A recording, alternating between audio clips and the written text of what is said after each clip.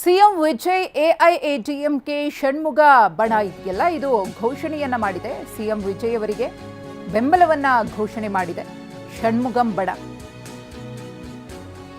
ಷಣ್ಮುಗಂ ಬಣದ 30 ಶಾಸಕರಿಂದ ವಿಜಯ್ ಅವರಿಗೆ ಬೆಂಬಲ.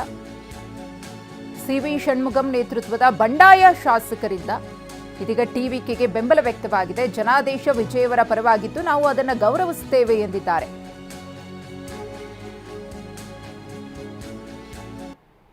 We passed a resolution. We accept the people mandate. The people mandate is for not for TVK. The mandate is for Chief Minister Vijay. That is foremost important. That we have to understand that. The mandate is for Vijay to become a Chief Minister. So we respect people mandate.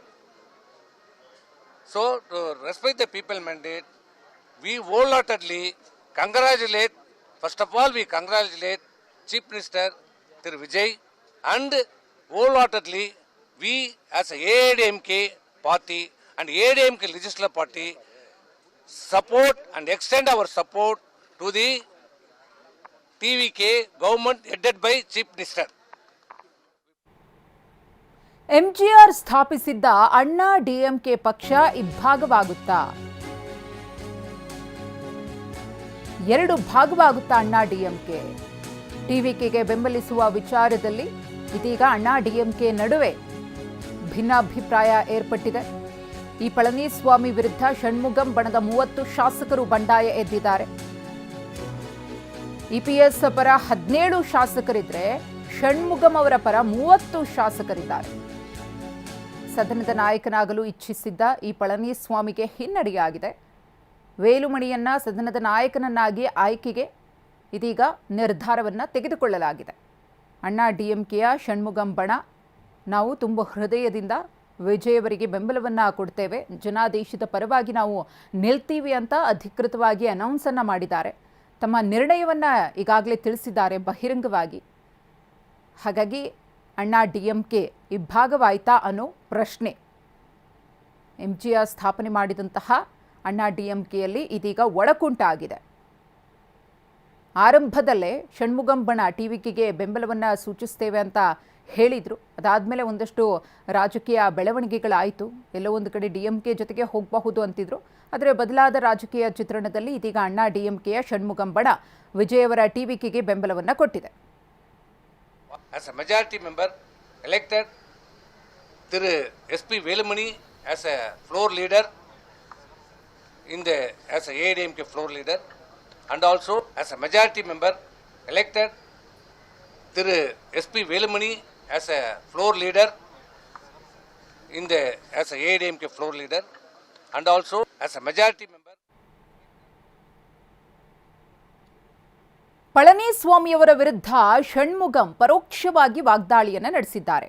DMK ಜೊತೆ ಮೈತ್ರಿಗೆ ಮುಂದಾಗಿದ್ದಕ್ಕೆ EPS ವಿರುದ್ಧ ಕಿಡಿಕಾರಿದ್ದಾರೆ. ಟಿವಿಕೆಯನ್ನ ಅಧಿಕಾರದಿಂದ ದೂರ ಇಡಬೇಕು ಅನ್ನೋ ಕಾರಣಕ್ಕೋಸ್ಕರ DMK ಜೊತೆಗೇನೆ ಮೈತ್ರಿಯನ್ನ ಮಾಡಿಕೊಳ್ಳುವುದಕ್ಕೆ ಮುಂದಾಗಿದ್ರು ಅನ್ನೋ ವಿಚಾರ ಇದೆಯಲ್ಲ, ಇದು ಇಲ್ಲಿ ಭಿನ್ನಾಭಿಪ್ರಾಯಕ್ಕೆ ಕಾರಣವಾಗಿದೆ. ಡಿಎಂಕೆ ಬೇರು ಸಹಿತ ಕಿತ್ತು ಹಾಕಲು ಅಣ್ಣಾ ಡಿಎಂಕೆಯನ್ನ ಸ್ಥಾಪಿಸಲಾಯಿತು. ಡಿಎಂಕೆಯನ್ನ ನಾವು ದುಷ್ಟ ಶಕ್ತಿ ಅಂತ ಪರಿಗಣಿಸ್ತೇವೆ. ಡಿಎಂಕೆ ಬೆಂಬಲದೊಂದಿಗೆ ಸರ್ಕಾರ ರಚನೆಯ ಪ್ರಸ್ತಾಪವನ್ನ ಇಡ್ಲಾಯಿತು. ಇದು ಅಣ್ಣಾ ಡಿಎಂಕೆ ಪಕ್ಷದ ಸ್ಥಾಪನಾ ತತ್ವಗಳಿಗೆ ವಿರುದ್ಧವಾಗಿದೆ. ಇದನ್ನ ನಾವು ವಿರೋಧಿಸ್ತೇವೆ ಅಂತ ಹೇಳಿದ್ದಾರೆ Shanmugam. We passed a resolution. We accept the people mandate. The people mandate is for not for TVK. The mandate is for Chief Minister Vijay. That is foremost important. That we have to understand that. The mandate is for Vijay to become a Chief Minister. So we respect people mandate. So to respect the people mandate, we wholeheartedly congratulate, first of all we congratulate Chief Minister Thiru Vijay, and wholeheartedly we as a AIADMK party and AIADMK legislative party support and extend our support to the TVK.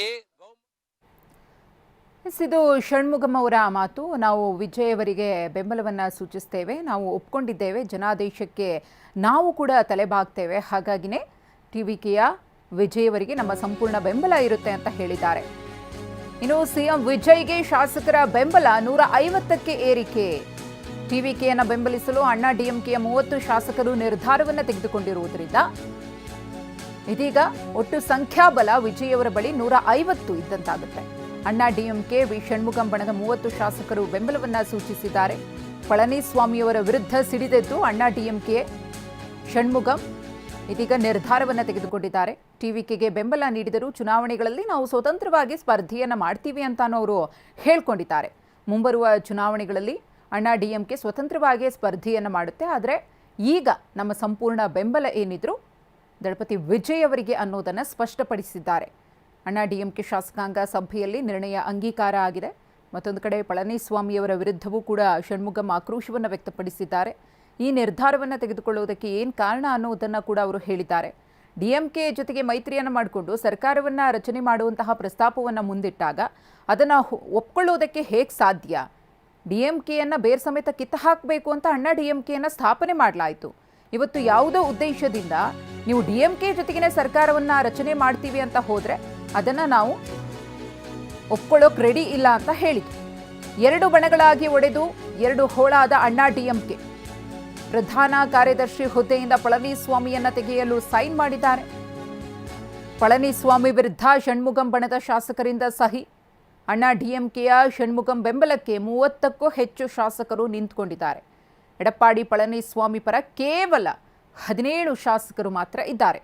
ಕಳೆದ 50 ವರ್ಷಗಳಿಂದ ಡಿಎಂಕೆಯ ವಿರುದ್ಧ ನಾವು ಹೋರಾಡ್ತಾ ಇದ್ದೇವೆ. ಸೈದ್ಧಾಂತಿಕವಾಗಿ DMK ನಮ್ಮ ಶತ್ರು, ನಾವು ಅದನ್ನು ದುಷ್ಟಶಕ್ತಿ ಅಂತ ಕರಿತೀವಿ. ಅಂಥದ್ರಲ್ಲಿ ಅವರ ಜೊತೆಗೇ ಕೈ ಜೋಡಿಸ್ತೀವಿ ಅಂದರೆ ನಾವ್ಯಾರೂ ಕೂಡ ಒಪ್ಕೊಳ್ಳೋಕೆ ರೆಡಿ ಇಲ್ಲ. ಅಣ್ಣಾ ಡಿಎಂಕೆ ಸೋಲುಗಳಿಗೆ ಇಪಿಎಸ್ ನಾಯಕತ್ವ ಕಾರಣ ಅಂತ ಹೇಳಿ ಕಿಡಿಕಾರಿದ್ದಾರೆ. They proposed some proposal which is we as a ADMK legislative party to form the government with the support of the DMK government, which is against our founding principles, because the ADMK was founded because of to uproot the DMK, the evil force, to wipe out the evil force DMK in Tamil Nadu. That is the only and foremost aim of the ADMK, which is now founded by our Dr. MGR and which was saved and protected by my Amma.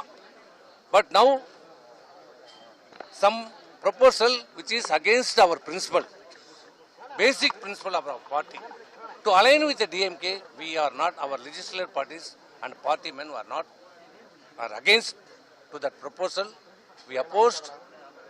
So, and our legislative party in the meeting, we take a decision.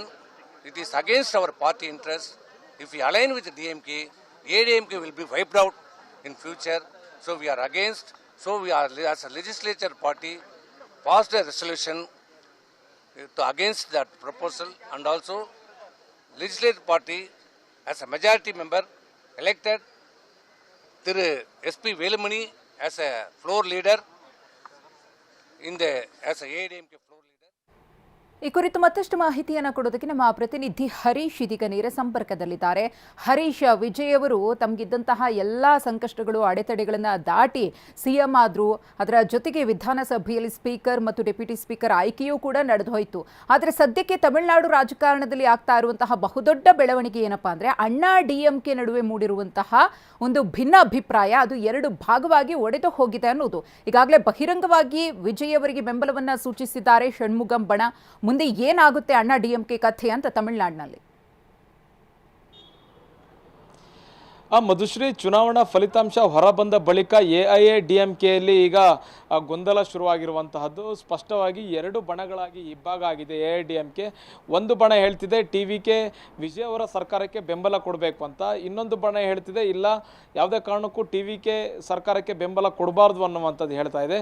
ಇಲ್ಲಿ ಎಡಪ್ಪಾಡಿ ಪಳನಿಸ್ವಾಮಿ ಚುನಾವಣೆ ಸಂದರ್ಭದಲ್ಲಿ ಪಕ್ಷದ ನೇತೃತ್ವವನ್ನು ವಹಿಸಿದಂಥವರು, ಮಾಜಿ ಮುಖ್ಯಮಂತ್ರಿ, ಜೊತೆಗೆ ಎಐಎಡಿಎಂಕೆ ಪ್ರಧಾನ ಕಾರ್ಯದರ್ಶಿಯಾಗಿ ಆಗಿದ್ದುಕೊಂಡು AIADMKನ ಅಧಿಕಾರಕ್ಕೆ ತರುವಲ್ಲಿ ಎಡಪ್ಪಾಡಿ ಪಳನಿಸ್ವಾಮಿ ಅವರು ವಿಫಲರಾಗಿದ್ದಾರೆ.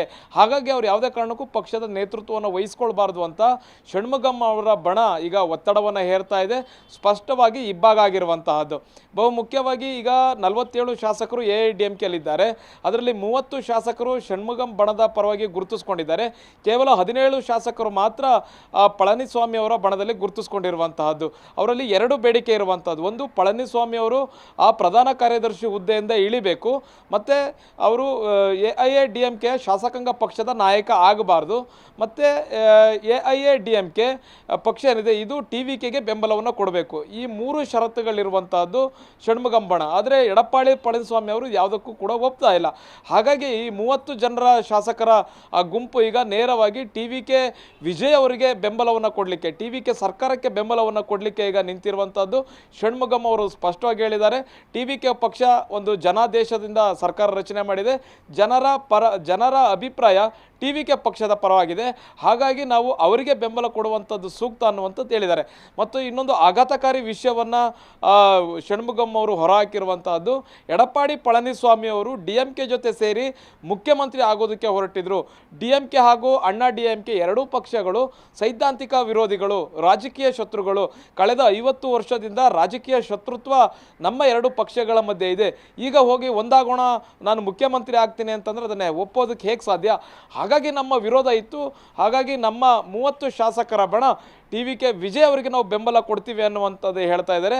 ಈಗ AIADMKಗೆ ಒಂದು ನಾಯಕರಿಲ್ಲದ ಪಕ್ಷ ಅಂತ ಆಗಿದೆ. ಮತ್ತು ಅಲ್ಲಿನ ಶಾಸಕರಿಗೂ ಕೂಡ ಮುಂದಿನ ಭವಿಷ್ಯ ಏನು ಅನ್ನುವಂಥದ್ದನ್ನು ನೋಡ್ತಾ ಇದ್ದಾರೆ. ಈ ಹಿನ್ನೆಲೆಯಲ್ಲಿ TVK ಪಕ್ಷ ಜೊತೆಗೆ ಸೇರಿದರೆ ನಮ್ಮ ಭವಿಷ್ಯವು ಚೆನ್ನಾಗಿರುತ್ತೆ ಅನ್ನುವಂಥದ್ದು ಶಾಸಕರ ನಿಲುವಾಗಿದೆ. ಹಾಗಾಗಿ 30ಕ್ಕೂ ಹೆಚ್ಚು ಶಾಸಕರು TVK ವಿಜಯ್ ಅವರಿಗೆ ಬೆಂಬಲವನ್ನು ಕೊಡಲಿಕ್ಕೆ ಸಿದ್ಧತೆಯನ್ನು ಮಾಡಿಕೊಂಡಿರುವಂತಹದ್ದು. ವಿಧಾನಸಭೆಯಲ್ಲಿ ಒಂದು ವೇಳೆ ಅವರು ಬೆಂಬಲ ಕೊಟ್ಟಿದೆ, ಅದರಲ್ಲಿ 30 ಶಾಸಕರು ಬೆಂಬಲ ಕೊಟ್ಟಿದೆ, ಅದರಲ್ಲಿ ವಿಧಾನಸಭೆಯಲ್ಲಿ TVK ಸರ್ಕಾರದ ಬಲ 150ಕ್ಕೂ ಹೆಚ್ಚು ದಾಟುತ್ತೆ ಅನ್ನುವಂಥದ್ದು. ಈಗ 120 ಅಫಿಷಿಯಲ್ ಆಗಿ ರಾಜಭವನಕ್ಕೆ ಕಳಿಸಿದಂಥ ಲಿಸ್ಟ್ನಲ್ಲಿರುವಂಥ ಸರ್ಕಾರಕ್ಕೆ ಅಧಿಕೃತ ಬೆಂಬಲವನ್ನು ಘೋಷಿಸಿ ಈಗ AIADMK ಸದಸ್ಯರು 30ಕ್ಕೂ ಹೆಚ್ಚು ಸದಸ್ಯರು ಬೆಂಬಲ ಕೊಟ್ಟಿದೆ. ಅದರಲ್ಲಿ TVK ವಿಜಯ್ ಅವರಿಗೆ ಅತ್ಯಂತ ದೊಡ್ಡ ಬಲ ವಿಧಾನಸಭೆಯಲ್ಲಿ ಸಿಕ್ಕದಂಗಾಗುತ್ತೆ. ಮತ್ತು ನಿರಾತಂಕವಾಗಿ ಸರ್ಕಾರವನ್ನು ನಡೆಸ್ಕೊಂಡು ಹೋಗ್ಬೋದು, ಯಾವುದೇ ಆತಂಕ ಇಲ್ಲದೆ ಅನ್ನುವಂಥದ್ದು. ಮತ್ತು DMK ಶಕ್ತಿಯನ್ನು ಕೂಡ ಕುಂದಿಸ್ದಂಗಾಗುತ್ತೆ ಈ ಒಂದು ಪ್ರೋಸೆಸ್ನಲ್ಲಿ. ಮಧುಶ್ರೀ, ಧನ್ಯವಾದ ಹರೀಶ್ ತಮ್ಮ ಮಾಹಿತಿಗಾಗಿ.